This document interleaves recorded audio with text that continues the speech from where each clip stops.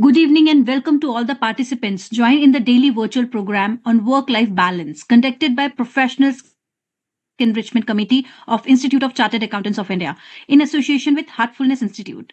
We have Mr. Sulabh Mishra sir, our today's resource person, and Mr. Deepak Khanduri sir from Heartfulness Institute.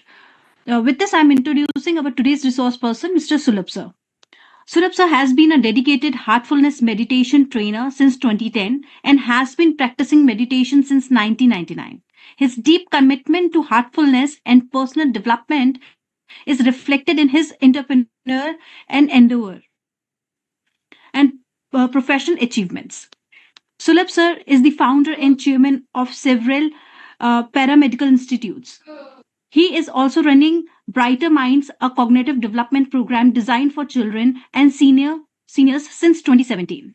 In his role as a cognitive coach, he addresses a significant gap in the academic field by incorporating tools and exercises that promote social, emotional, and ethical learning, alongside training the heart to harness intuition.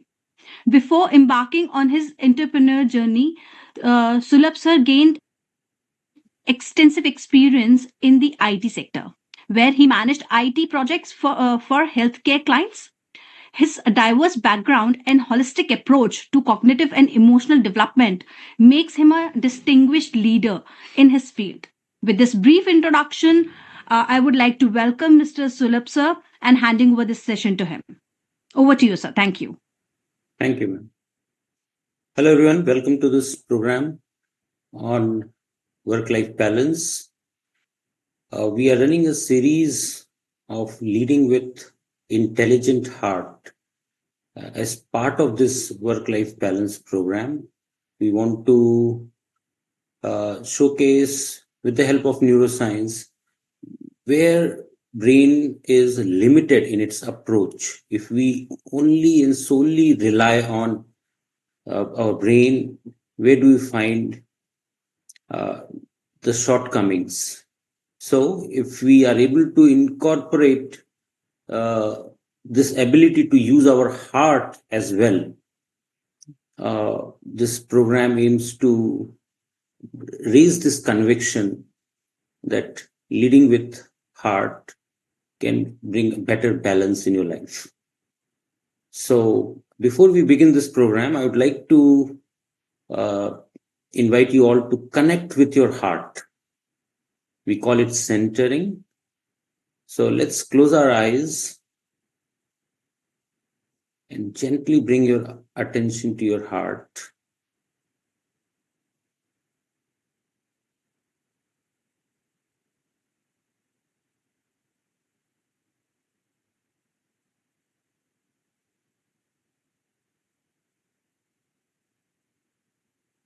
Imagine all the resources of your heart are now available to you. Heart is the seat of love and compassion. It's the seat of courage. All these resources are now available to you.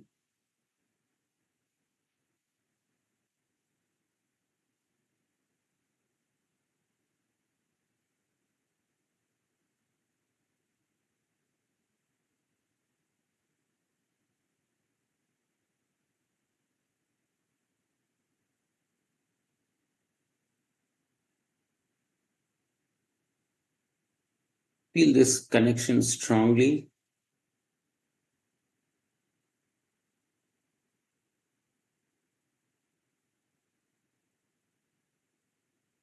You'll try to remain connected with our heart as long as possible.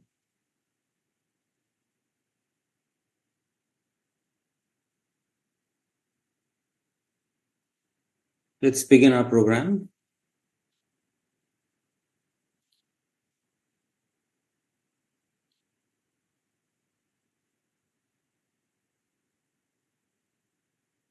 So today's topic is going to be peak performance. We're going to talk about how heartfulness practices can improve our performance, how we can achieve peak performance in anything and everything that we do.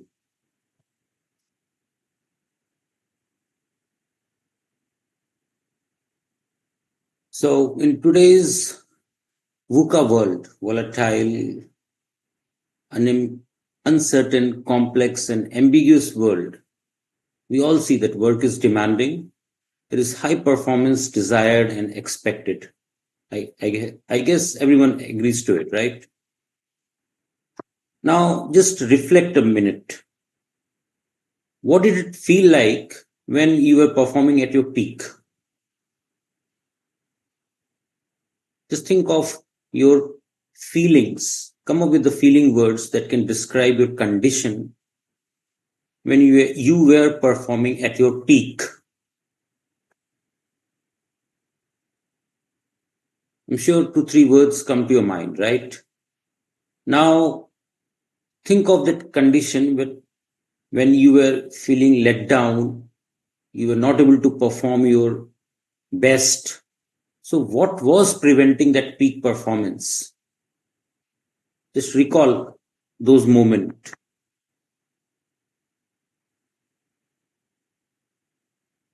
So, let's see. I'm sure when you were able to do your best, you were enjoying it, you were very focused, you were confident, you were calm. These are expansive condition. Okay. And on the other hand, when you're fearful, when your expectation is high, and when the expectation from you is very high, when you are angry, when you're distracted, these are contracting conditions. They prevent you from doing your best. Okay. So what really happens if you look at the book written by Harvard tennis coach Timothy Galloway, in his book, The Inner Game of Tennis, he says performance is equal to potential minus interference. Let's unpack this a little bit. So, when you are performing at your fullest potential, you will realize that you have this relaxed concentration. You're calm, you're centered, you're doing your best. Your confidence is at its peak as well. And what prohibits or not allows you to achieve this best performance? When there are interferences, these contracting conditions that we just now came up with. So if these interferences go down such that there is no mental chatter, then I think there is a possibility that we can achieve this condition of peak performance. Okay.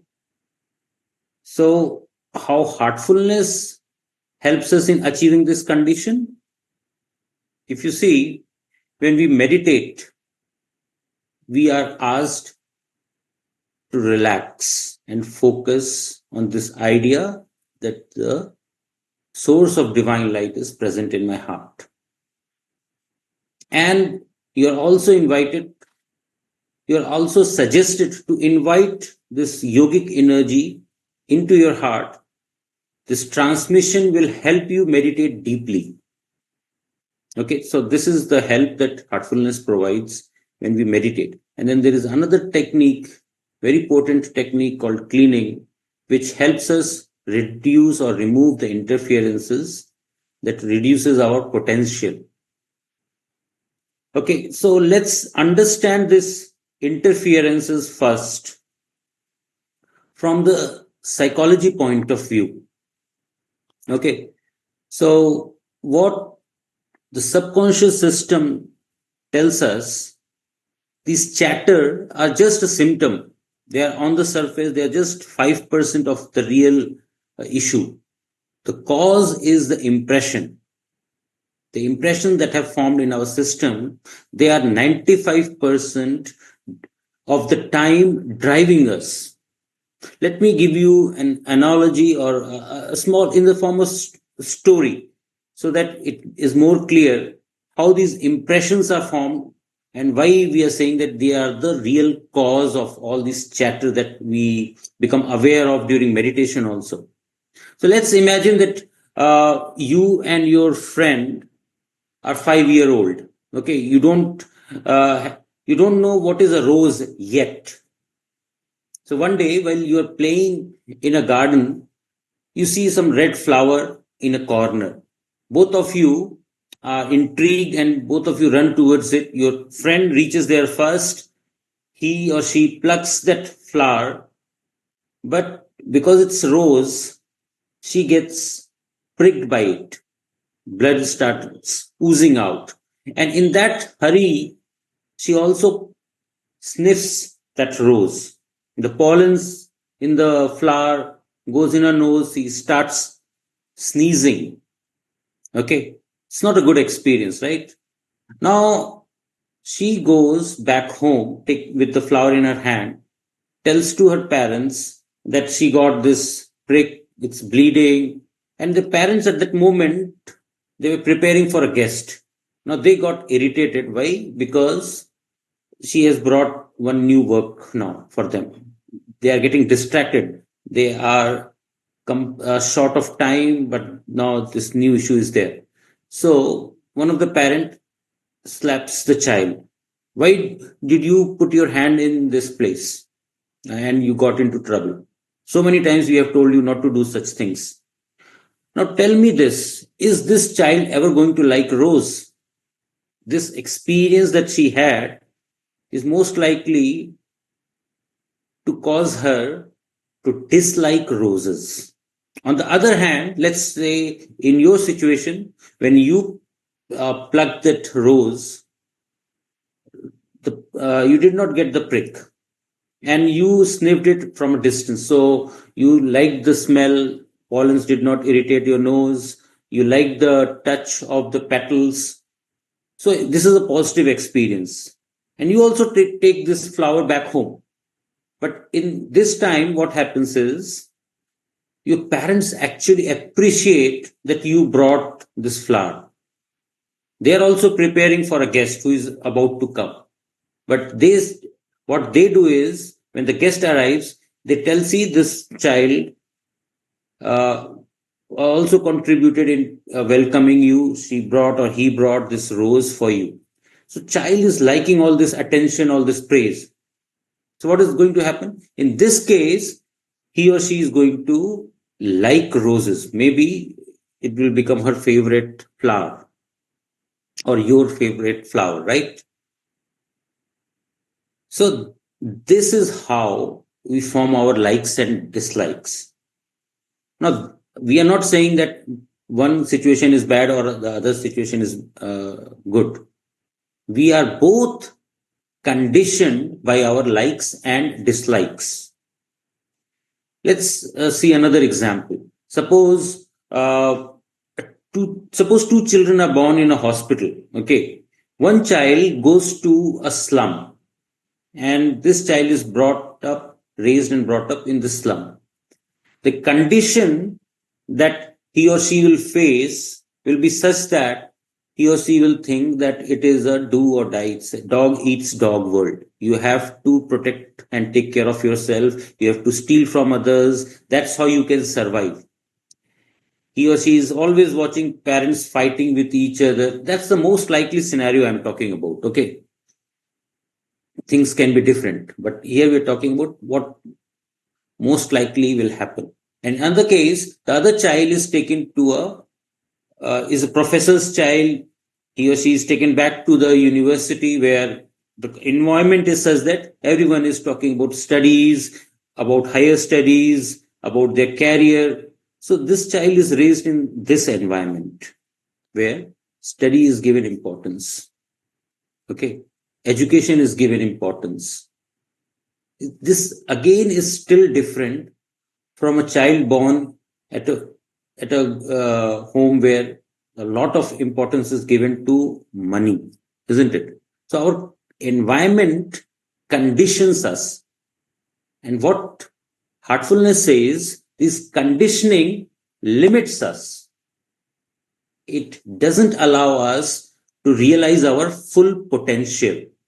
Okay, so we can call them as interference. Okay, let's see how this impacts us little further. Let's go a little further. Suppose you are now both, you and your friend are adults. You both organize a party at your home and you both want to decorate your home with flowers. You order a vendor and tell this vendor that I want to decorate my home with roses. Your friend decides, I also want to decorate my home with flowers, but there should not be any roses. But on the day of the function, your vendor mixes up the order. You receive all the flowers without roses, and your friend receives the order with only roses. What are going to be your response, your reaction? Most likely, you both will feel irritated, upset, angry, maybe sad, maybe disgusted with your vendor. A lot of emotions are flaring up, right? Now, in these situations, when we are not content with what we were desiring, most likely you will get angry. Do you all agree? Now, if you are angry, have you ever made any correct decision, good decision when you were angry? Most likely the answer will be you never took a right decision when you were angry, isn't it? Now, you already know this, that when you are in anger, you don't make right decisions. And your anger was triggered by this desire that things should happen in a certain way. So that means your desire was not fulfilled. But we all know that when our desires are fulfilled, we become happy. I want to buy a car and I do get a car, I'm very happy. I wanted to buy a home, now I have a home, I'm very happy. So when our desires are fulfilled, we are very happy. So we want to fulfill them. Okay. And what do we do to fulfill our desires? We allocate all our resources. We will spend time, we will spend our money, we will spend our skill to make sure our desires are fulfilled. Suppose there was only one desire, that means you have allocated all your resources in fulfilling this desire. So chances of this desire being fulfilled is very high. But if you have two desires, what will happen? Your resource allocation will be distributed. 50% for desire 1, 50% for desire 2, right? But do we have only two desires? If we have four desires, the resource allocation is now for 25% to each. We are going to take more time, isn't it? It's very natural. And who has just four desires with all this social media, with all these big shops and marts and every whatnot, we are forming impressions in day in and out. These impressions creates our wishes, they promote our desires, and when we have n number of desires, all our resources are spread out, and the end result is we are not able to fulfill any one of them, and we are miserable, we are not happy. Now with this situation, when our desires are not fulfilling, we are always unhappy, always upset, angry, we are going to be angry. We are going to be fearful, because we are not going to be able to fulfill our desire. And we know if we make a choice, if we make a decision, our decision is going to be wrong. So we are now fearful what to do. And in this state of fear, we will be confused. Shall I do this? Oh no, I don't think it is going to be a good decision. Let me try this. No, I don't think this either will work out. So we are confused. We are not able to proceed with clarity. So if you see, the root of all this is, the cause of all this is impression. The first time you saw that car, it created this wish, maybe I should also have this car. And when you repeatedly saw that car, it hardened and it became a very strong desire that I must have this car. Okay, it's like that rose experience of childhood. And we are always forming some of the other impressions. It is said a person can go in a coal mine with a white shirt and come out without a speck of dirt on his or her shirt. But it is totally not possible that you go out in a day and come back without forming an impression. It's that difficult. So when these impressions form, we need to wipe our system clean. We need to wipe them off from our system. So how do we do that? Let's do the cleaning technique offered by Heartfulness to experience how it feels like when we clean our system. So let's close our eyes and do cleaning now.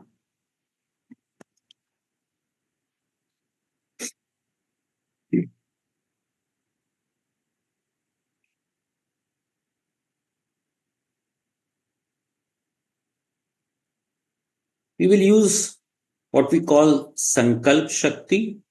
It's made up of three things. Number one, your thought power. Number two, your Atma Shakti. And third, your faith that it is really happening. So your expectation is that I will be cleansed when I do this cleaning technique. So have this faith that it will work. So first take a thought or suggestion that all the complexities, impurities formed due to the impressions on your system are melting. They are going towards your back, and from your back, they are released in the form of smoke. Maintain your focus on your back and visualize this smoke going.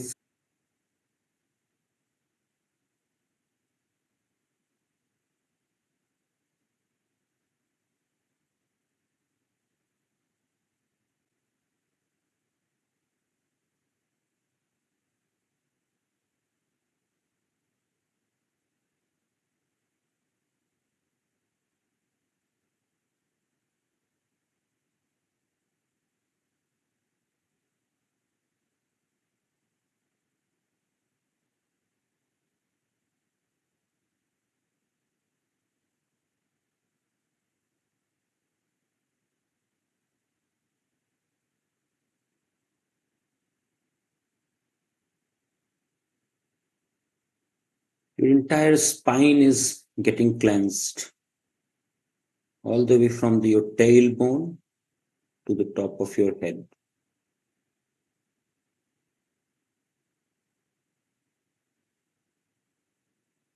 This is a very active process. Concentrate on the work you are doing. Use your willpower.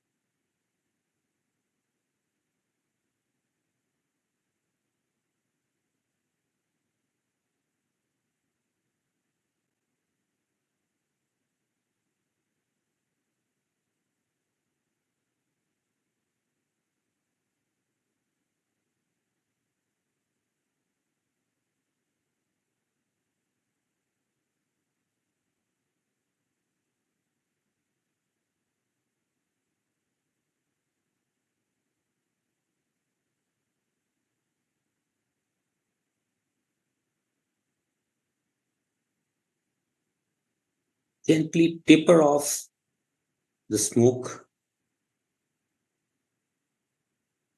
We normally do this when we start feeling lighter.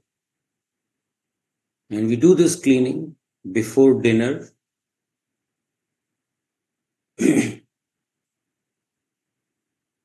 So take a second step now.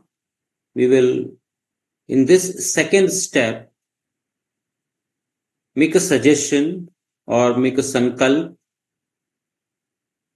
that a sacred current is coming from above.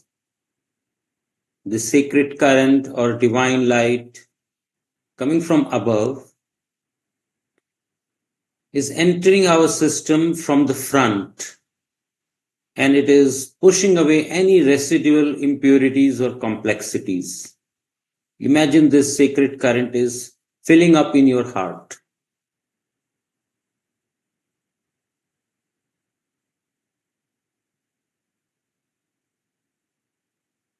As complexities are going out, feel yourself becoming simpler. As the impurities go out, you are becoming more purer.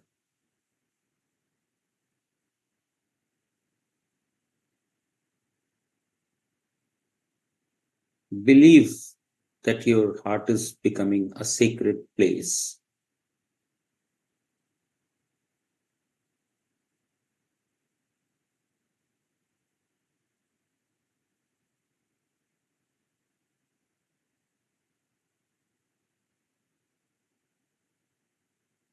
As your heart is now filled up with this sacred current, imagine this sacred current or divine light is now oozing from your heart and spreading to all the corners of your body.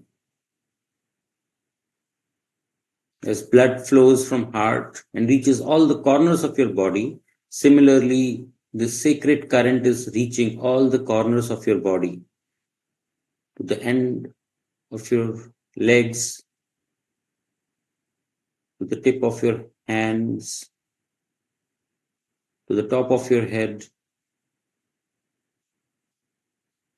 Your entire being is filled with this sacred current,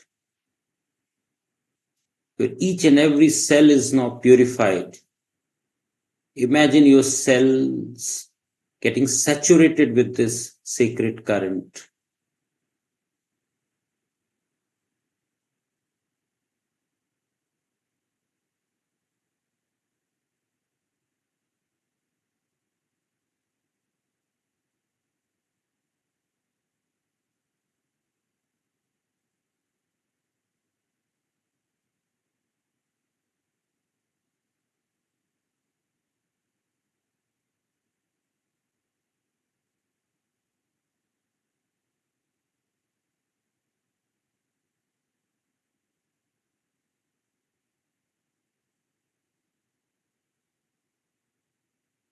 We will conclude this cleaning now with a very firm conviction that yes, I am now clean. I have successfully completed my cleaning. Now I am pure and simple.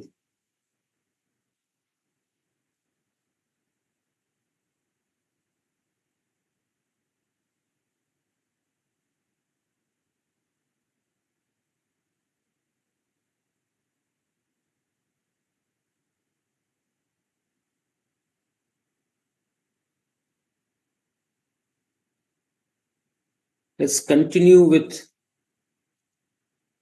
our program. So we have now removed the interference, right?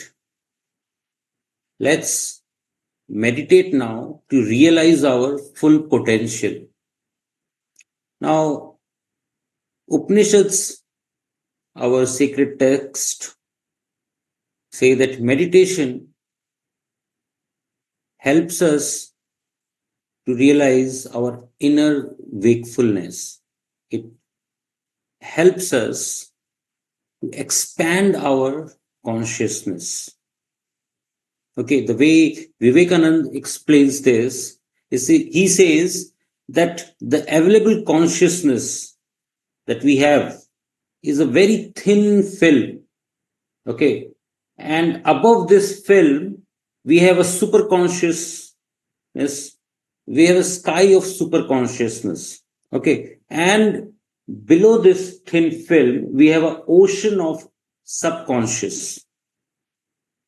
So through meditation, we try to increase our awareness or expand our consciousness. Now, if you look at meditation from this point of view, you will realize that we are actually trying to become more aware of what is happening around us and within us. So if you realize that you have suddenly become aware of all the noises, all the sound that are coming from outside, it's because your awareness has all of a sudden expanded, which is a good thing actually. But then again, remember, in heartfulness meditation, we are advised that whenever we realize that our mind has drifted away, we bring it back to this original idea that we have taken as an anchor, that we are meditating on this idea that source of divine light is present in my heart. It is pulling my attention within. Okay. And we are also advised ignore other thoughts. Okay. So we ignore this, what is happening in the outer environment. We turn within. And as we start going inside, we first become aware of our body. We realize that we are not sitting in a very comfortable posture. So we try to adjust ourselves. Okay, let me become more comfortable. As you will go inside, you will become more aware of the breath that you are taking. You will realize I'm not taking deep breath. My breath is very shallow. So in a very natural way, you will realize that you will start taking more rhythmic, deeper breathing. And then as you go further inside, you will become aware of your thoughts. Again, remember, we have to ignore them, not fight with them. And this is the whole process. So becoming aware of your thoughts, and remember, there are 75,000 thoughts that we come across during day. So ignore them, because when you will be able to ignore them, then only you will come to a stage where you will become aware of the wisdom that lies within you. So what happens in this stage? You will be able to suddenly get some inspiration, some ideas. Now, even these inspirations, even these ideas, they come in the form as if I'm thinking. So never worry about the thoughts. What I generally advise is that after meditation, if you say that you had a lot of thoughts, ask this question: how many of those thoughts do I remember? If you had 100 thoughts, and if you are able to recall only, say, 50 of them, you are able to recall 50 of them, right? But it also means that you were successful 50% of the time in ignoring them. And if you can recall only two or three thoughts, that means 97% of the time you were successful in ignoring those thoughts. So why worry about these three thoughts that did bother you? Okay. So in meditation, in cleaning, we are able to reduce the mental chatter, but these are not our goals. The purpose of meditation, the real purpose is to expand our awareness, expand the degree of our awareness or our consciousness. Okay. So let's meditate for a few minutes. Now, to help us meditate, as we have shared with you, that heartfulness offers a yogic energy which is transmitted in our heart. And this yogic transmission helps us to better able to ignore these thoughts, to help us go deep dive within us. So to help facilitate our meditation, we have with us Sujata Mishra. She is heartfulness trainer. She's also working in Coca-Cola. She is head of cyber security there. Let's, without further delay, start with our meditation. So she will say, please start meditation. That's when you will start. And when she say, that's all, That's when you will keep your eyes closed and recognize what are you feeling. So when we start with this thinking that I have the presence of divine light in my heart. Now I have to be alert to see the shift happening from this thinking to the feeling. How am I feeling? What am I feeling in my heart? So keep your focus on your heart to catch the feelings arising in your heart. Okay? So please close your eyes. Please start.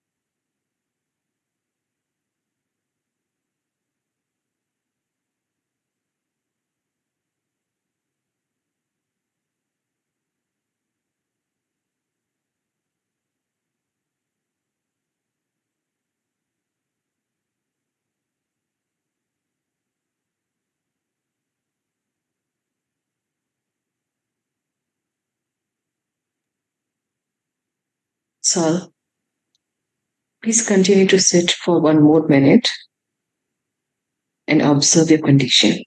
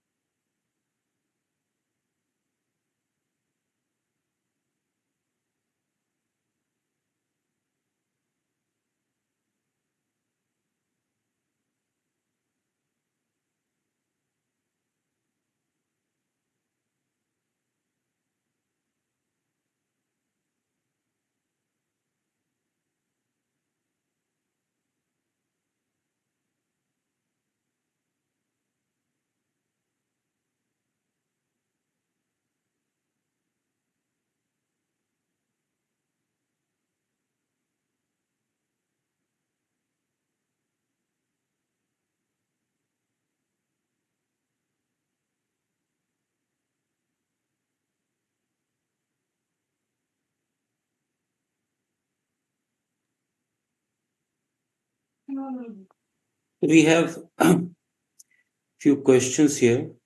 The question that I often get is it not good that we have desires? Is it bad to have desires? We are not certainly not saying that. Okay.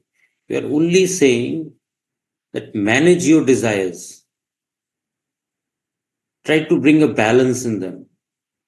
When you do have a desire, you should be able to use all your resources to fulfill them so that you become happy. That is ultimately why we have desires.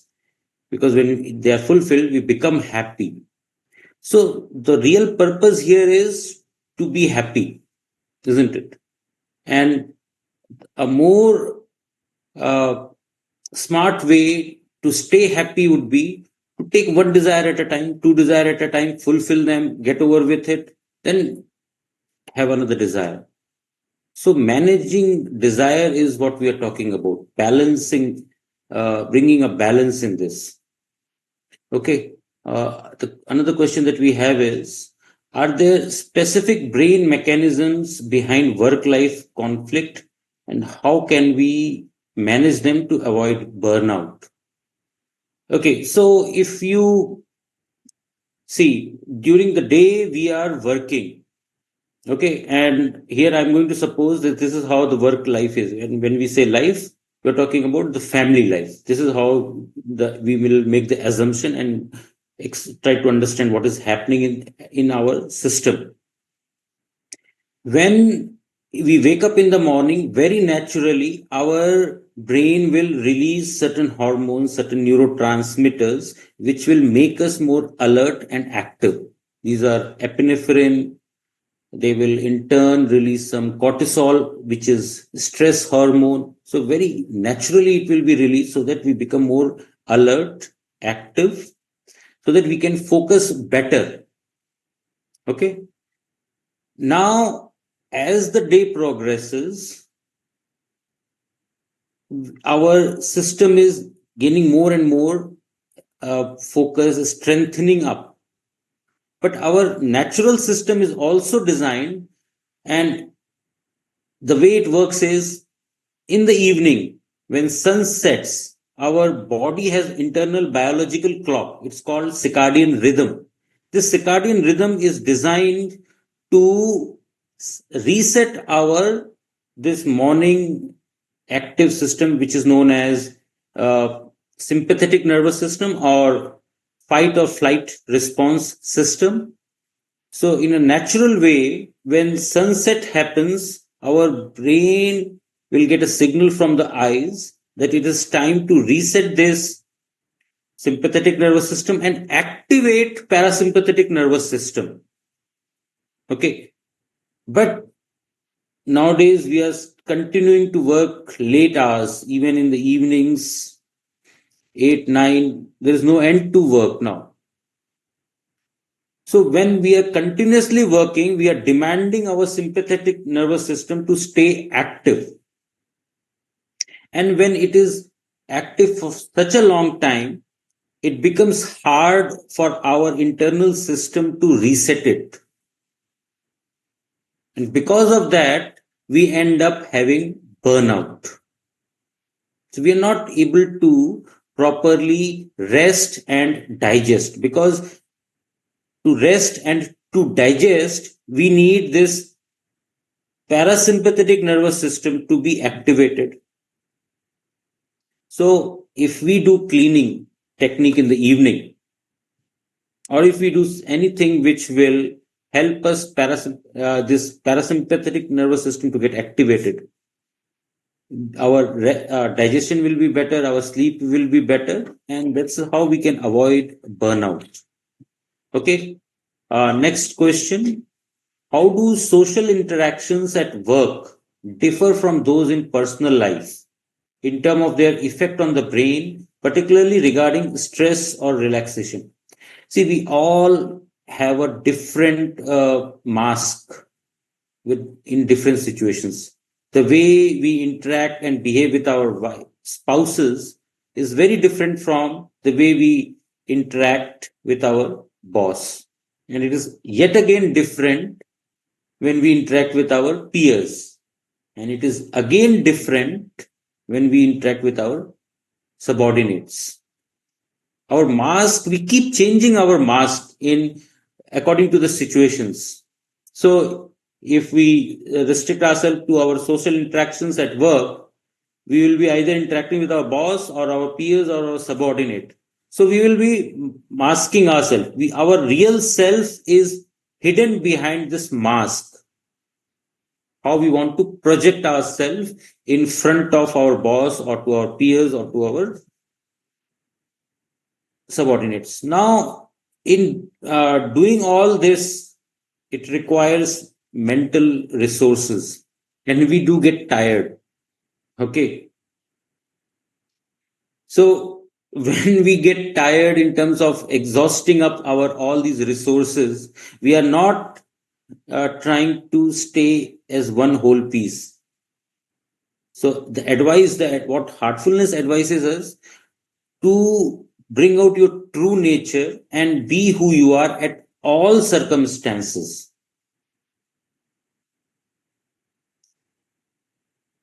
Okay, so this is why if we can maintain this our true nature in all the scenarios, we will be more relaxed, because we end up using up resources, so it stresses us out,